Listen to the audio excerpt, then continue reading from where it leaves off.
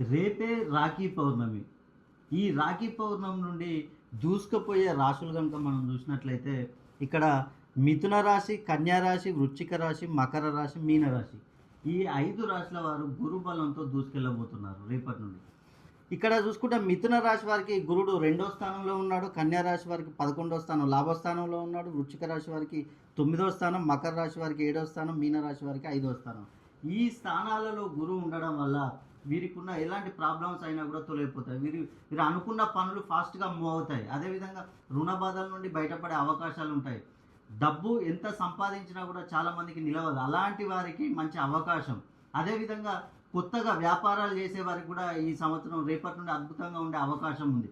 అదేవిధంగా చూసుకుంటే ఆరోగ్య విషయంలో, సంతాన విషయంలో ముఖ్యంగా చూసుకున్నట్లయితే మీకు విదేశీయానం చేయాలని చాలామంది కలలు కంటూ ఉంటారు. అలాంటి వారికి అద్భుతమైన అవకాశం అనేది వచ్చింది. కాబట్టి మీరు ఈ 5 రాశులలో జన్మించి మీకేమైనా ప్రాబ్లమ్స్ ఉన్నట్లయితే ఒక్కసారి మీరు ఎక్కడున్నా నన్ను సంప్రదించండి.